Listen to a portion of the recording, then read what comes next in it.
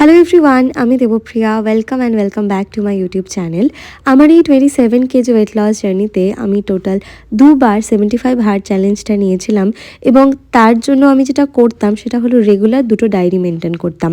একটা ডায়েরিতে আমি চেকলিস্ট বানিয়ে নিতাম যে রুলসগুলো রয়েছে 75 হার্ডের সেগুলো রেগুলার ফলো হচ্ছে কিনা, এবং আরেকটা ডায়েরি ছিল সেখানে আমি রেগুলার আমার যে ডায়েটটা সেটা লিখে রাখতাম।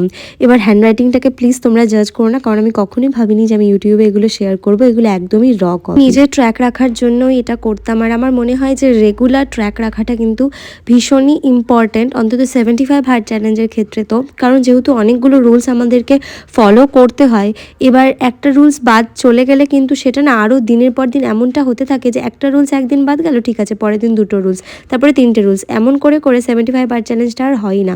বাট 75 হার্ড চ্যালেঞ্জের মেন রুলই হলো যে কোনো একটা রুলসও যদি বাদ পড়ে যায় তাহলে আবার প্রথম থেকে 75 হার্ড চ্যালেঞ্জটা শুরু করতে হয়।